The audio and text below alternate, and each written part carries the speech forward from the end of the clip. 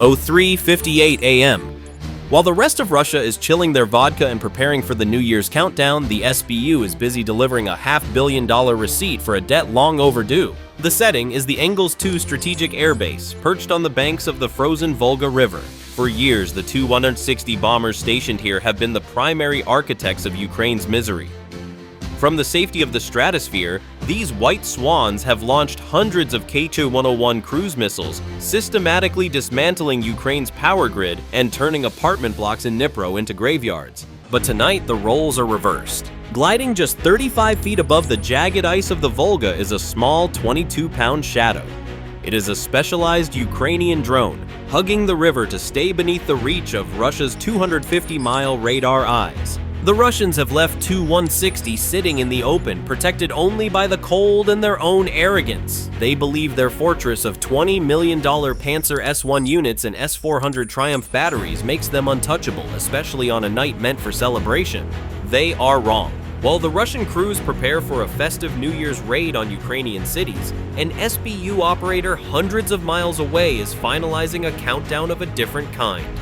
This is a surgical act of vengeance. The countdown to the ultimate firework display has begun, and this time, the white swan won't be flying away.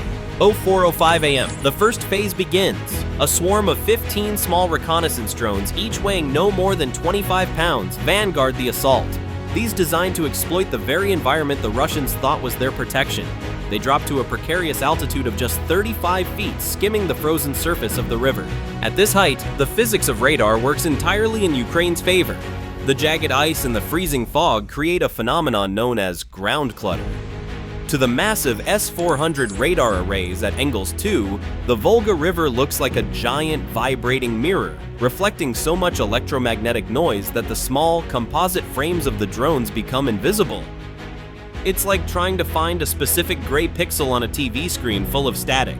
Inside a humid command van, the Ukrainian operator is drenched in sweat despite the -10-degree temperature outside. He maneuvers the lead scout through a sharp bend in the river, the drone's sensors coming within 5 feet of the jagged ice. One wrong move, one twitch of the thumb, and months of intelligence work evaporate into the freezing water. But he holds steady, his OODA loop operating with the cold precision of a professional gamer in a world title final. The operator's screen shows a clear path forward, utilizing the river as a high-speed, invisible highway leading directly to the heart of Russia's strategic power. The Recon swarm is now in position, waiting for the Russian defenders to make their first and most expensive mistake of the year. 04:08 a.m. The electronic silence is shattered as the Pantsir S-100 defense system at Engels II finally snaps to life. On the Ukrainian operator's monitor, a red warning flashes. Radar lock detected. The Pantsir is the Russian military's last line of defense. A $15 million platform equipped with the Gravestone ASA radar capable of tracking 36 targets simultaneously. On paper, it is a drone's worst nightmare, designed to swat incoming threats out of the sky with surgical precision. Tonight, however, it is being manipulated like an amateur in a high-stakes poker game. The Russian operators, desperate to secure a win before the New Year's countdown, take the bait. Tu-160 missiles roar off the rails, accelerating to Mach 4 in a heartbeat. They streak across the frozen Volga, seeking out the low-flying Recon drones. Each missile costs approximately $100,000, roughly the price of a high-end luxury SUV, and the Russians launch 2 of them just to be sure. A small orange fireball lights up the icy fog as a sacrificial Ukrainian decoy is shredded into splinters. To the Russian crew inside the command vehicle, this looks like a confirmed kill. They likely believe they've successfully defended the base from a nuisance attack. Yet, the math behind this engagement is a total disaster for Moscow. In the world of strategic logistics, the Kremlin just authorized a $200,000 transaction to delete an $800 piece of plywood and plastic. It is an investment strategy that would get a junior analyst fired from any hedge fund on Wall Street. Even worse for the defenders, by firing those missiles, the Pantsir has effectively turned on a giant neon sign. It has just broadcasted its exact GPS coordinates to every Ukrainian sensor in the region, revealing the hole in the fortress. The invincible defense has just blinked first, and the real strike package is still moving through the shadows, completely undetected. 04:10 a.m. The Ukrainian command recognizes the golden window.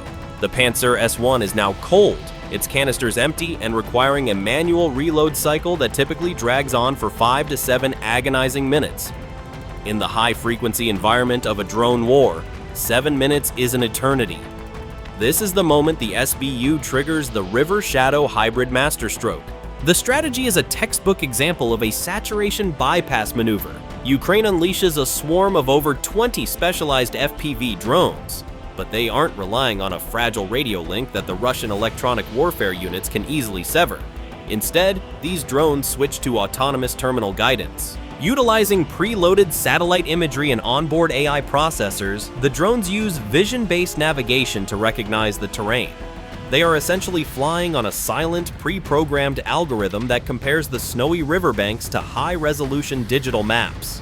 It's the military version of a high-end self-driving car's navigate on autopilot mode. Except this Tesla is carrying 12 pounds of high explosives and it isn't looking for a parking spot. Simultaneously, the shadow element of the strike initiates. From hundreds of miles away, 2 cruise missiles, likely the Ukrainian-made Flamingo prototypes, roar into the sky. Unlike the drones hugging the ice, these missiles climb to 15,000 feet, utilizing terrain-following sensors to navigate the high-altitude gaps in the S-400's coverage. The tactical logic is devastatingly simple.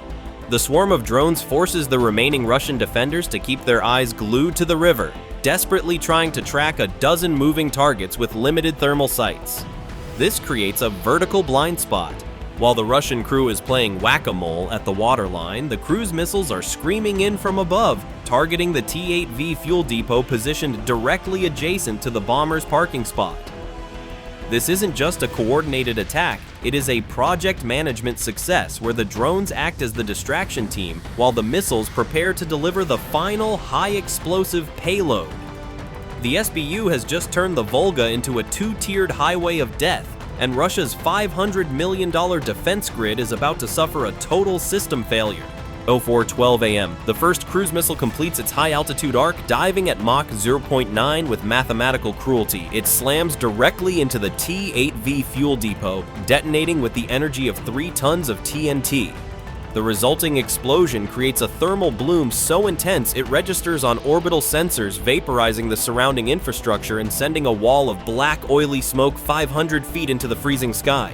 For the Russian defenders, this is a total nightmare. The fire creates a massive infrared screen, effectively blinding their thermal imaging systems. However, this success creates an unforeseen complication for the Ukrainian attackers. The dense, soot-filled smoke is so thick that the FPV drone's vision-based AI begins to struggle. It's the military equivalent of your Tesla's autopilot suddenly being blinded by someone throwing a bucket of thick black paint over the windshield while you're doing 90 miles per hour. Suddenly, a second threat emerges. From behind a hardened hangar, a mobile Pantsir S-100 unit, one that had been kept in reserve, roars into the open. Its twin 30mm cannons begin spraying the sky with 2,500 rounds per minute. The tracers look like lethal fireflies streaking through the smoke. This mobile unit doesn't need a perfect radar lock. It's simply saturating the air with tungsten fragments, hoping to catch a lucky break. The stakes have just hit the ceiling. The lead FPV drone is now running on less than 15% battery. The extreme cold of the -10-degree night is draining the lithium-ion cells twice as fast as predicted. The operator in Kiev watches his voltage drop into the red zone. He has exactly 45 seconds of flight time remaining before his $500,000 opportunity turns into a harmless heap of plastic in the snow. This is the unforeseen complication. The AI is blind, the battery is dying, and a 30mm wall of lead stands between Ukraine and the most important strategic kill of the year. If the drone misses now, the Tu-160 will likely be scrambled, and the SBU's months of intelligence work will evaporate. The mission is no longer about a pre-programmed flight. It is a raw, desperate race against physics, and the stopwatch is screaming towards zero. 04:13 a.m. Realizing the vision-based navigation is hallucinating in the thick smoke, the Ukrainian pilot makes a split-second decision that separates the amateurs from the aces. He kills the automation. He switches to full manual direct control. It's the digital equivalent of turning off the traction control and ABS on a Formula One car while driving on black ice at 200 miles per hour. He drops the drone to a suicidal altitude of just 5 feet off the concrete, ducking under the thickest smoke plumes. Suddenly, the burning fuel depot, the very thing that blinded the AI, becomes his greatest asset. The raging fire acts as a massive backlight, casting a perfect sharp black silhouette against the glowing orange fog. There it is, the White Swan. The distinct shape of the variable sweep wings and the 4 massive NK-32 engine nacelles are unmistakable. It's sitting there, fully fueled and heavy, a 600,000-pound sitting duck waiting for the slaughter. Inside the Russian command center, panic has morphed into fatal confusion. The radar screens are a mess of static from the fire and the electronic chaos. A senior officer looks at a flickering blip near the bomber and waves it off. "It's debris from the fuel depot explosion," he shouts. "False alarm!" This is the moment of dramatic irony that history books are written about. They are staring directly at their own executioner and dismissing it as a glitch. The Ukrainian pilot's hands stop shaking. His heart rate drops. He is in the zone. The battery warning is flashing red, 8% remaining. He lines up the crosshairs on the vulnerable engine intake. Countdown to impact, 5, 4, 3. The drone screams past the burning wreckage, closing the final distance to the $500 million prize. 4:14 a.m. The pilot in Kiev exhales one final cold command, "Happy New Year!" He jams the throttle forward.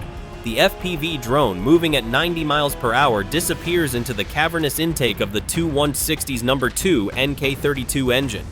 On the operator's screen, the image freezes for a split second, capturing a terrifying close-up of the complex titanium compressor blades before dissolving into total static.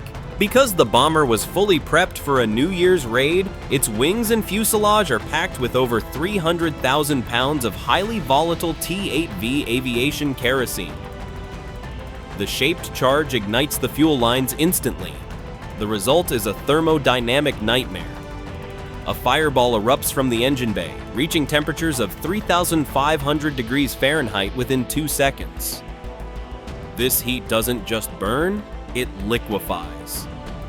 The specialized aluminum-lithium alloys of the fuselage begin to run like melted wax. The fire races inward to the weapons bay, where 12 KH-101 cruise missiles are racked and ready. The intense heat cooks off the solid rocket boosters inside the missiles. A secondary explosion, equivalent to 10 tons of TNT, rips the White Swan apart from the inside out. The massive variable sweep wings are sheared off the fuselage by the sheer pressure wave. The iconic tail section is blown 200 feet down the runway, landing in a twisted heap of scorching metal. At the Engels 2 airbase, the scene is apocalyptic. The shockwave shatters the windows of the control tower a mile away. Russian ground crews who were minutes away from fueling the beast are thrown to the concrete. Emergency sirens begin to wail, creating a dissonant symphony with the crackling roar of the inferno. The White Swan, the pride of the motherland, is now a blackened, unrecognizable skeleton burning brightly against the dark winter sky. It is the most expensive bonfire in Russian history. The sun rises on January 1st, 2026 over a pile of smoking titanium, and the strategic reality of the war has shifted overnight. Let's look at the business intelligence of this strike. The ROI here is absolutely savage. Ukraine spent approximately $50,000 on a swarm of drones and a couple of homegrown cruise missiles. In exchange, they deleted a $500 million strategic asset. That is a 1,000% return on investment. Even the most aggressive venture capitalists in Silicon Valley would faint at those numbers. But the hidden cost for Moscow is even higher. The loss of even one Tu-160 is a critical blow because the supply chain for these Soviet-era giants is all but dead. Fear has now paralyzed the Russian Air Force. They are forced to evacuate the remaining bombers to Olenya Air Base in the Arctic Circle, 4,000 miles away from the front lines. Every future mission now requires an 8,000-mile round trip. This doubles the flight time, doubles the fuel cost, and shreds the engine life of their remaining fleet twice as fast. Ukraine hasn't just destroyed one plane. They've forced the entire Russian strategic fleet to run a marathon every time they want to go to the grocery store. So, as the smoke clears over the Volga, the message from Kiev is crystal clear. Russia wanted to start the new year with a display of power. Instead, they received a masterclass in modern warfare. Ukraine proved that you don't need a trillion-dollar budget to break a superpower. You just need ingenuity, a frozen river, and the courage to fly a plastic drone into the heart of a nuclear fortress. The White Swan has sung its final song, and for the Kremlin, 2026 just started with a very expensive hangover.